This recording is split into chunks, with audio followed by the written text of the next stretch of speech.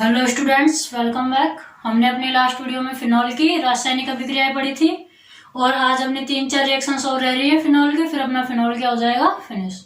लेकिन उन रिएक्शंस से पहले आपका एक छोटा सा आपको भी डाउट है, किस पर है कि जो प्रोडक्ट बने हैं ना, उनमें जो रिएक्शन हमने कल या परसों पढ़ी थी उनमें प्रोडक्ट बने थे, उनके नाम में प्रॉब्लम आ रही है। किसको? ऋतिक को आ रही है और किसी को भी आ रही होगी। वैसे सही वो पूछ लेता है, काफी पूछते नहीं है, रट लेते हैं।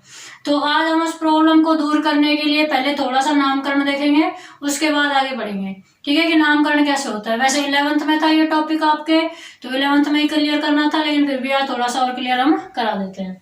देखो, जब आपके बन रहे थे, जैसे हमें नामकरण में प्रॉब्लम किसकी आ रही है कि हमने जैसे एक तो ये है, इसको ऑर्थोनाइट्रोफिनॉल बोला। क्या बोला था इसको? ऑर्थोनाइट्रोफिनॉल।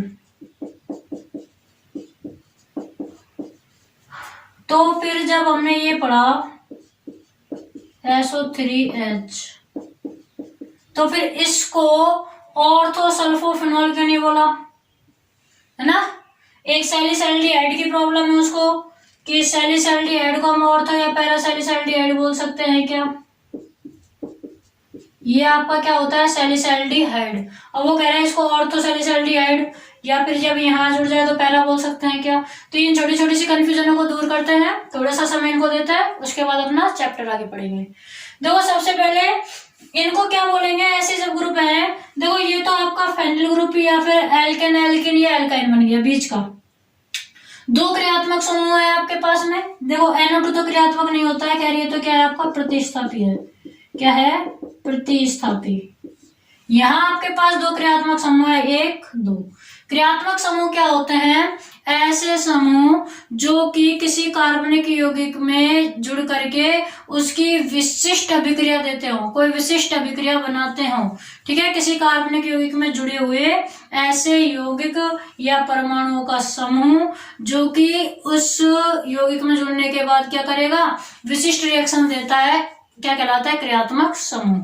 तो विशिष्ट रिएक्शन ये देता है SO3H, सल्फोनिक अम्ल बोलते हैं इसको, CHO देता है। तो इसमें आपके पास 1-2 क्रियात्मक समूह है, यहाँ पर भी 2 क्रियात्मक समूह है। यहाँ COOH भी लग सकता है, यहाँ क्या लग सकता है? COOH। तब भी आपके पास 2 क्रियात्मक समूह है। इसको सैलिसैलिक अम्ल, इसको सैलिसैल्डिहाइड। तो अब इनका नामकरण कैसे किया? आपको बोला था कि इसको तो ऑर्थोनाइट्रोफिनॉल बोलना है, लेकिन इसको ऑर्थोसल्फोफिनॉल नहीं बोलना। इसको क्या बोलना है? Ortho hydroxy benzene sulphonic acid या ortho hydroxy phenol sulphonic acid या ऑर्थोफिनॉल सल्फोनिक एसिड, ऐसे बोला था कि ऑर्थोफिनॉल सल्फोनिक एसिड। क्यों बोला? तो क्यों बोला? जब आपके पास में इसका तो सीधा सही है, इसमें तो आपके पास ये तो क्रियात्मक समूह है या फंक्शनल ग्रुप है, और ये क्या है? प्रतिस्थापी। नामकरण करते कैसे हैं? नामकरण के लिए आपको याद रखना है वही सूत्र है अपना कि प्रतिस्थापी का पूर्व लग्न, ये तो आपको बता ही दिया था। प्रतिस्थापी का क्या लेते हैं? पूर्व लग्न, प्लस में एल्केन एल्किन या एल्काइन लेते हैं, एल्केन एल्किन या एल्काइन, और प्लस में अनुलग्न ऑल। किसका अनुलग्न? मुख्य क्रियात्मक समूह का। प्लस में हम मुख्य क्रियात्मक समूह या फंक्शनल ग्रुप का अनुलग्न लेते हैं। क्या लेते हैं? अनुलग्न। ये फॉर्मूला तो आपको पहले भी लिखवाया था, तो इसी से नामकरण करते हैं। देखो, यहाँ पर प्रतिस्थापी का पूर्व लग्न, NO2 का पूर्व लग्न होता है नाइट्रो, और नाइट्रो कहाँ लग रहा है? ऑर्थो पोजीशन पर, इसलिए ऑर्थो नाइट्रो। और इस पूरे ग्रुप को क्या बोलते हैं? फिनॉल। तो ऑर्थो नाइट्रो फिनॉल, या फिर और क्या बोल सकते हैं इसको? Ortho nitro. अब इसको अगर हम फिनॉल नहीं बोलना चाहें तो इसके अकॉर्डिंग नामकरण कर सकते हैं कि ऑर्थो नाइट्रो हो गया एल्केन एल्किन या एल्काइन। आपके पास एल्केन एल्किन नहीं है, क्या है? बेंजीन। क्या है? बेंजीन। तो ऑर्थो नाइट्रो बेंजीन। फिर हम मुख्य क्रियात्मक समूह का अनुलग्न, मुख्य क्रियात्मक समूह क्या है? यहाँ OH, इसका अनुलग्न क्या होता है? ऑल। तो ऑर्थो नाइट्रो बेंजीनॉल या बेंजी की जगह फिर ये क्या हो जाता है? बेंजे नॉल। ठीक है, ये आपके हिंदी में संधि में पढ़ना, ई की मात्रा ए में बदल जाती है अगर ओ लगता है तो ना। तो ऑर्थो नाइट्रोबेंजेनॉल होगा ये। और नाम देना चाहो तो क्या दे सकते हैं, ऑर्थो नाइट्रोफिनॉल, ऑर्थो नाइट्रोबेंजेनॉल। ठीक है, अब इसकी बात करें, इसका नामकरण करना है हमें। अब इसके नामकरण में प्रतिस्थापी कौन सा माने, यहाँ तो भाई दोनों क्रियात्मक समूह है, ये भी क्रियात्मक समूह है, यह भी क्रियात्मक समूह है। अब दोनों क्रियात्मक समूह का नामकरण का तो कोई फॉर्मूला है ही नहीं। इसका मतलब क्या है कि आपको एक ग्रुप को क्रियात्मक समूह मानना है और एक ग्रुप को प्रतिस्थापी। एक फंक्शनल ग्रुप को क्रियात्मक समूह मानना है, एक को प्रतिस्थापी। अब किसको तो हम फंक्शनल ग्रुप मानेंगे या मेन फंक्शनल ग्रुप मानेंगे और किसको प्रतिस्थापी, ये आपको इस ट्रिक से याद रखना है। मैंने आपको ट्रिक बनाई है, वरना डायरेक्ट लिखाते हैं वरीयता का क्रम की। सबसे पहले कार्बोक्सिलिक एसिड को वरीयता दी जाती है, उसके बाद में फिर आपका जो है सल्फोनिक एसिड को दी जाती है, फिर एनहाइड्राइड को, फिर एस्टर को। डायरेक्ट रटाते हैं, वरीयता क्रम लिख लो। मैंने आपको ट्रिक भी बना दिया, इससे याद कर सकते हो। क्या ट्रिक है, CS इज एन स्टार। कोई CS से किसी का नाम लगा लो, चंद्रमोहन शर्मा, कुछ भी लगा लो कि CS is an star. CS तो एक स्टार है। HM सन एक एल्कोहलिक था। CS तो स्टार है, जबकि HM सन, HM हेडमास्टर या प्रिंसिपल, HM सन HM का लड़का एक एल्कोहलिक था, एक एल्कोहलिक था। तो ये आप याद रखोगे क्या trick, CS is an star, HM सन एक एल्कोहलिक था। तो इससे देखो वरीयता का क्रम क्या होगा, C से कार्बोक्सिलिक समूह, सबसे पहले वरीयता कार्बोक्सिलिक समूह को देते हैं, उसके बाद S यानी कि सल्फोनिक को देते हैं, फिर इज से आप कुछ भी नहीं है, N से एनहाइड्राइड बनता है, लेकिन वो भी आप रहने दो। N से लिखना चाहो तो क्या लिखोगे, एनहाइड्राइड, एनहाइड्राइड। ठीक है, फिर स्टार से एस्टर को वरीयता देते हैं, फिर M से एमाइड को, सन से साइनाइड, A से एल्डिहाइड ग्रुप, K से कीटोन, एल्कोहलिक से OH समूह, TH से थायोल या SH और A से एमीन। लास्ट में वरीयता किसको मिलती है, एमीन, और एमीन के बाद फिर डबल बॉन्ड और फिर ट्रिपल बॉन्ड। एमीन के बाद भी लिखना चाहो तो फिर क्या, डबल बॉन्ड को और फिर ट्रिपल बॉन्ड को वरीयता। अब इसमें हमें देखो सबसे पहले OH आ रहा है या SO3 आ रहा है, इसमें देखो SO3H पहले आ रहा है, मतलब इसको वरीयता फर्स्ट देनी है। ये आपका क्या होगा, मेन फंक्शनल ग्रुप होगा। ये क्या होगा, मेन फंक्शनल ग्रुप। जब ये मेन है तब ये आपका क्या बच जाएगा, प्रतिस्थापी। क्या बचेगा, प्रतिस्थापी। इसलिए हम इसको ऑर्थो सल्फो, सल्फो पहले नहीं लिखते। सल्फो पहले क्यों नहीं लिखते हैं, क्योंकि ये मेन फंक्शनल ग्रुप है, इसका तो हमें क्या लगाना है, लास्ट में अनुलग्न लगाना है। ठीक है ना, तो इसका नाम क्या होगा फिर। अब देखो ये मेन है, तो ये अगर मेन है तो ये दोनों क्या हो गए, ऑर्थो, ये मेटा और ये पैरा। बताया था ना, मेन फंक्शनल ग्रुप के दोनों तरफ ऑर्थो, फिर मेटा, फिर पैरा। तो ऑर्थो पोजीशन पर क्या है, OH है। ऑर्थो पर क्या है, OH है। तो इसका नाम क्या होगा, नाम ऑर्थो पर OH है। OH का पूर्व लग्न लेंगे। OH का अनुलग्न तो ऑल होता है, लेकिन पूर्व लग्न हाइड्रोक्सी होता है। क्या होता है, हाइड्रोक्सी लिखवाया हुआ है। तो क्या हो जाएगा, ऑर्थो हाइड्रोक्सी, ऑर्थो हाइड्रोक्सी। उसके बाद एल्केन, एल्किन या एल्काइन। तो एल्केन, एल्किन, एल्काइन में हम या तो क्या ले सकते हैं, बेंजीन। क्या ले सकते हैं, बेंजीन, क्योंकि एल्केन एल्किन में बेंजीन ही तो है अपना। Ortho hydroxy benzene. SO3H का जो अनुलग्न होता है वो होता है सल्फोनिक एसिड। SO3H का अनुलग्न सल्फोनिक एसिड ही होता है। क्या होता है, सल्फोनिक एसिड। तो इस तरह इनके नाम दिए हुए हैं। 11th क्लास में आपके जो चैप्टर था, 11 या 12 चैप्टर है नामकरण का, उसमें आप इसमें डिटेल में इनको पढ़ सकते हैं। और ऐसा नहीं है कि इनका एक ही नाम फिक्स है, इसको ऑर्थोनाइट्रोफिनोल बोलेंगे, इसको ऑर्थोनाइट्रोबेंजीनोल बोल सकते हैं। इनके कई नाम होते हैं, बशर्ते नाम सही लिखा होना चाहिए। तो ज्यादा टाइम वेस्ट नहीं करेंगे, ये आपको बता दिया कैसे। अब हम बस सैलिसैल्डिहाइड या सैलिसैलिक अम्ल से रिलेटेड और देख लेते हैं। इसको नोट करना चाहो तो आप अलग से कहीं इंपॉर्टेंट में, यानी कि कॉपी के पीछे नोट कर सकते हो। बुक में तो आपके चैप्टर में नहीं है ये ना।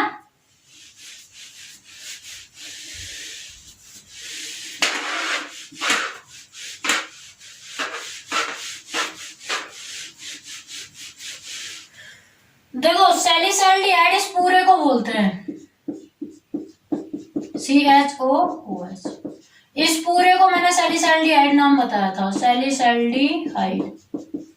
क्यों बताया था? क्योंकि ये फेमस है, ज्यादातर यही नाम मिलता है, वरना इसका आईयूपीएसी नाम अलग होगा। जो सूत्र अभी हमने पढ़ा था उस सूत्र के अकॉर्डिंग इसका नाम करें तो देखो आपको पता है एल्डिहाइड पहले आता है कि एक एल्कोहलिक था। ट्रिक में क्या था? एचमसन एक में ए से एल्डिहाइड बन रहा था और के से कीटोन। एक एल्कोहलिक था, एल्डिहाइड पहले आया, उसके बाद एल्कोहल आ रही है, एल्कोहलिक था एल्कोहल, है ना। तो इसको वरीयता पहले देता है। ये अपना मुख्य क्रियात्मक समूह है, ये मुख्य है, तो फिर ये क्या हो गया? प्रतिस्थापी हो गया। तो प्रतिस्थापी के अकॉर्डिंग इसको नाम देंगे तो क्या होगा? Ortho hydroxy. फिर CHO के लिए एल्डिहाइड ही लगाते हैं, लेकिन पहले एल्केन एल्किन ये एल्काइन का नाम, ये क्या है? बेंजीन। तो बेंजीन में एल्डिहाइड जोड़ोगे तो वही क्या हो जाएगा? बेंजेल्डिहाइड। क्या हो जाएगा? बेंजेल्डिहाइड। बेंजीन में एल्डिहाइड जोड़ा, बेंजेल्डिहाइड। तो ऑर्थो हाइड्रोक्सी बेंजेल्डिहाइड इसको हम बोल सकते हैं। क्या बोल सकते हैं? Ortho hydroxy. क्यों? क्योंकि इसके बाद देखो ये दोनों ऑर्थो, ये मेटा और ये पैरा, तो ऑर्थो हाइड्रोक्सी बेंजेल्डिहाइड इसको हम बोल सकते हैं। लेकिन ऑर्थो सैलिसैल्डिहाइड नहीं बोलेंगे। क्यों नहीं बोलेंगे ऑर्थो सैलिसैल्डिहाइड? क्योंकि सैलिसैल्डिहाइड ये पूरा है जिसमें CHO समूह भी जुड़ा हुआ है, OH समूह भी जुड़ा हुआ है और ये आपका C6H4 भी है।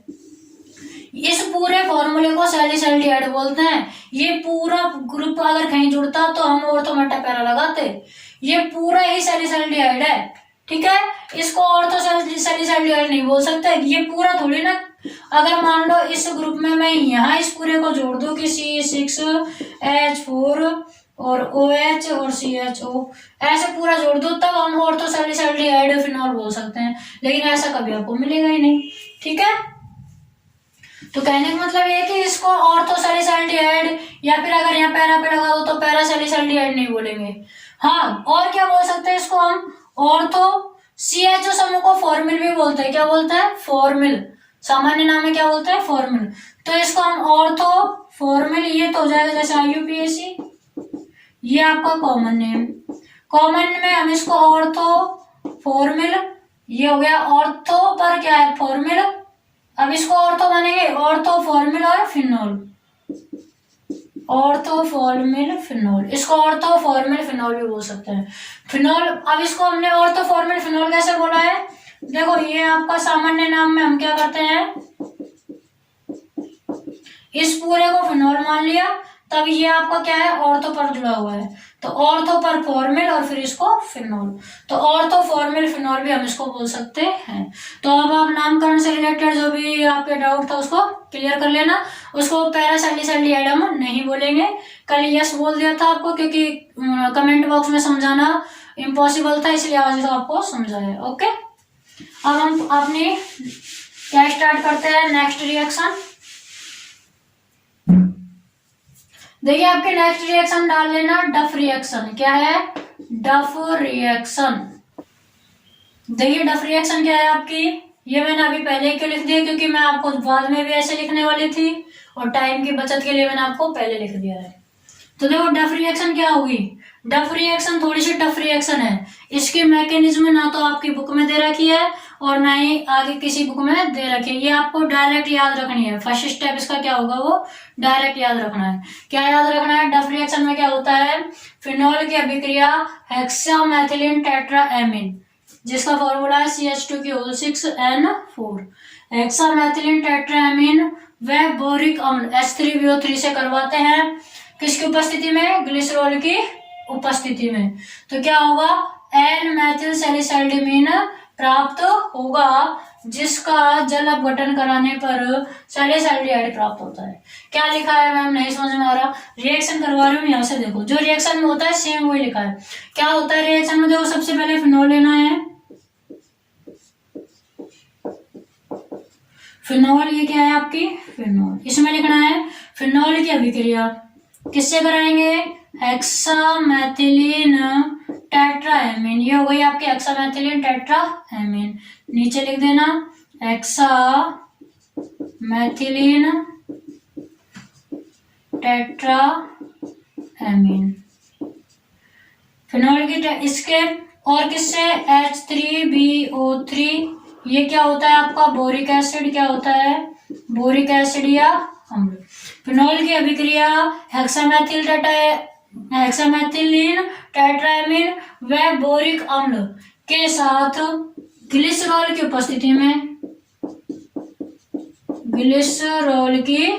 उपस्थिति में करवाने पर क्या प्राप्त होगा।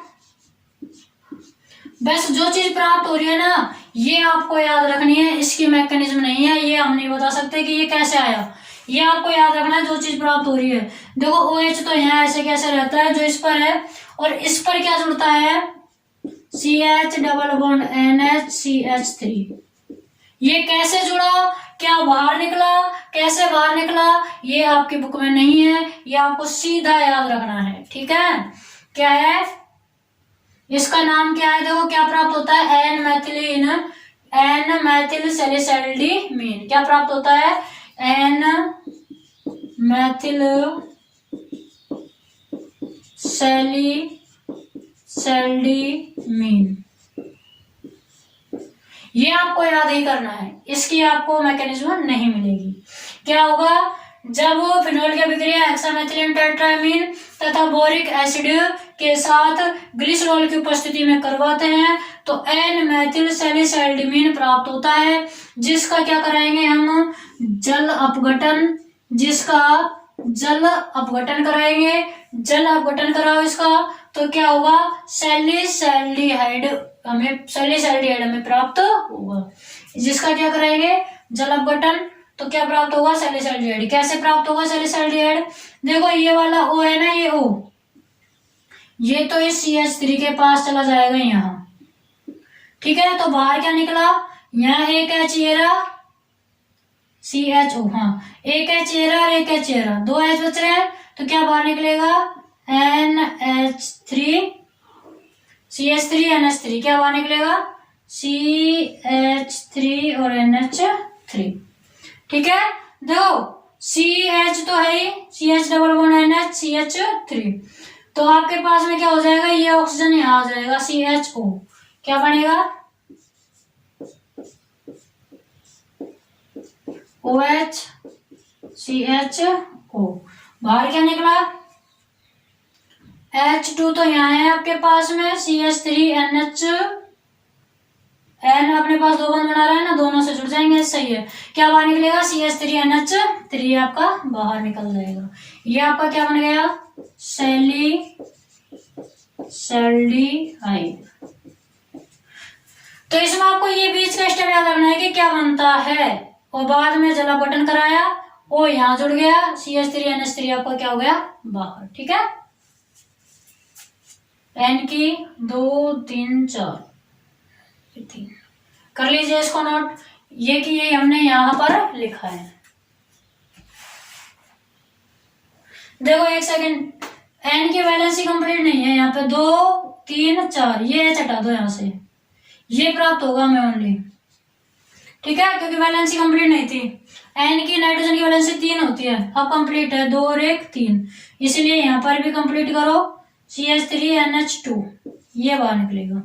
अब एकदम सही है, क्या बनाना है CH डबल बॉन्ड N और CH3, N की वैलेंसी कंप्लीट अब है, पहले नहीं थी, यही प्रॉब्लम थी, अब सही है। CH3 NH2 आपका क्या निकल जाएगा बाहर निकल जाएगा, सैलिसैल्डिहाइड प्राप्त हो जाएगा। इसी को क्या कहते हैं डफ रिएक्शन। ठीक है, याद कर लेना किसके साथ रिएक्शन करवानी है, किसकी उपस्थिति है, ये फर्स्ट स्टेप याद होना चाहिए।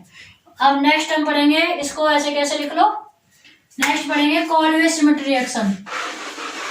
नेक्स्ट आपकी क्या है कॉलवे सिमेट्री रिएक्शन।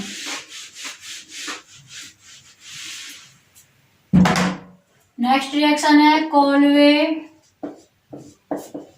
सिमेट रिएक्शन, या फिर इसको कॉलवे रिएक्शन भी बोल देते हैं। क्या है कॉलवे रिएक्शन।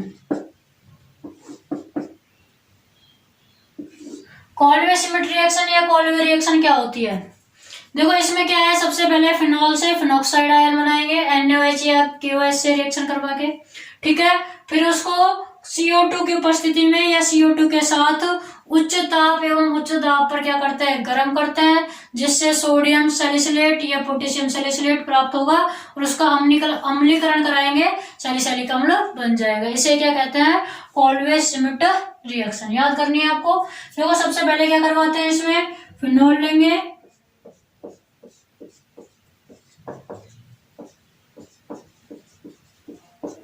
फिनॉल की NaOH से करा दो या KOH से रिएक्शन, क्या प्राप्त होगा, फिनॉक्साइड बनेगा। क्या बनेगा, फिनॉक्साइड।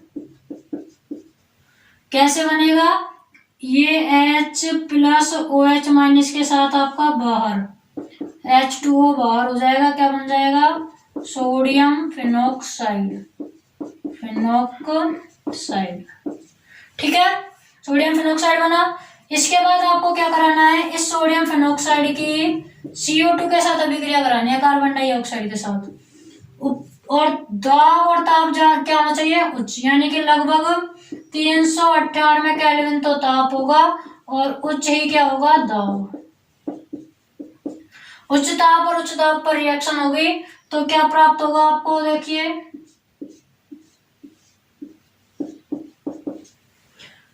सॉरी OH नहीं ONA है। देखो कितने ऑक्सीजन है आपके पास में, यहाँ CO2, ये C यहाँ जुड़ता है COONA के रूप में।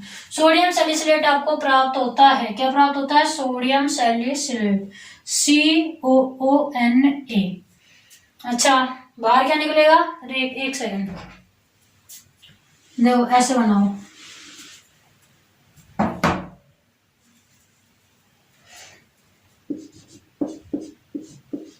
ये तो है आपके पास में। यहां से आपको क्या करना है, Na बाहर निकालना है। क्या बाहर निकालना है, Na, पुनर्विन्यास करना है। फिर इस पुनर्विन्यास पढ़ा था ना, वही पुनर्विन्यास। भाई यहाँ आपके पास H है, आपको पता है, यहाँ आपके पास क्या है, H। पुनर्विन्यास करना है, ये H यहाँ जाएगा और Na यहाँ, तो क्या हो जाएगा, OH तो यहाँ, बदले में Na इधर आएगा और Na के साथ ही ये CO2 भी जुड़ेगा, तो क्या होगा, COONA। ये ध्यान रखना आपको। क्या बनेगा, देखो H था यहाँ कार्बन वाला, वो H तो यहाँ ऊपर चला जाएगा, OH, CO2 COO, ये रहा COO, और ये जो N है ना वो पुनर्विन्यास इधर आ जाएगा, COONA। ये आपका क्या है, सोडियम सैलिसिलेट। क्या बना, सोडियम सैलिसिलेट। ये आपका बनेगा सोडियम सैलिसिलेट। अब क्या करानी है, इसका अम्लीकरण कराना है। क्या कराना है, अम्लीकरण। अम्लीकरण मतलब H प्लस जोड़ना है, H प्लस जोड़ना अम्लीकरण ही होता है। क्या जोड़ना है, H प्लस आयन, क्या है, अम्लीकरण। जब हम इसमें H प्लस आयन जोड़ेंगे तो क्या हो जाएगा, COOH हो जाएगा और Na आपका क्या हो जाएगा, बाहर। ठीक है ना, क्या जुड़ जाएगा, COOH और Na आपका क्या हो जाएगा, बाहर। OH तो है ही, ये H आपका Na की जगह जुड़ जाता है, बस COOH प्लस में Na प्लस आपका बाहर चला जाएगा। ये आपका बन जाता है सैलिसिलिक या सैलिक एसिड, सैलिसिलिक एसिड या सैलिसिलिक एसिड, सिलिक भी बोल सकते हैं, सैलिसिलिक एसिड। तो क्या क्या किया हमने, देखो सबसे पहले फिनॉल से फिनॉक्साइड में इसमें लिखेंगे, फिनॉल की रिएक्शन या अभिक्रिया क्षार से करवाने पर, क्षार NaOH से करवाने पर फिनॉक्साइड आयन प्राप्त होता है। ठीक है, फिनॉक्साइड आयन प्राप्त होता है, बन गया फिनॉक्साइड। फिर फिनॉक्साइड की किससे कराई, CO2 से। फिर लिखेंगे जिसकी अभिक्रिया, जिसकी मतलब फिनॉक्साइड की, CO2 के साथ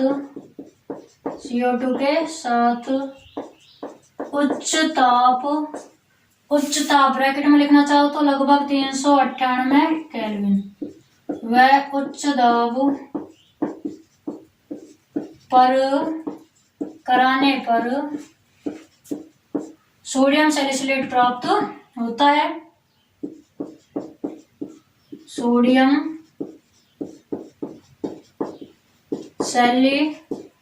सैलिसिलेट प्राप्त, सोडियम सैलिसिलेट क्या होगा आपका, प्राप्त होगा। फिर इसका क्या कराया हमने, अम्लीकरण प्राप्त होता है। फिर आपको लिखना है सोडियम सैलिसिलेट के अम्लीकरण से, अम्लीकरण द्वारा सैलिसिलिक अम्ल बनता है। सैलिसिलिक अम्ल बनता है, जिसे क्या कहते हैं, सैलिसिलिक अम्ल बनता है। इस रिएक्शन को कोल्वे रिएक्शन कहते हैं। कोल्वे रिएक्शन कहते हैं। कर लो इसको नोट, कोल्वे रिएक्शन को। ठीक है, ये आपकी क्या हो गई, कोल्वे रिएक्शन कंप्लीट हो गई। अब आपकी रिएक्शन तो और भी रह रही है, पर टाइम इतना नहीं बचा, वीडियो क्या हो जाएगी लेंथी। तो कल और परसों की वैसे छुट्टियां हैं, लेकिन मैं आपको कल और परसों भी वीडियो डाल दूंगी। कल नहीं तो परसों डाल दूंगी, क्योंकि कल तो फर्स्ट रहेगा नवरात्र स्थापना। परसों संडे को वीडियो डाल के और फिर हम क्या कर देंगे complete. Okay students, thank you.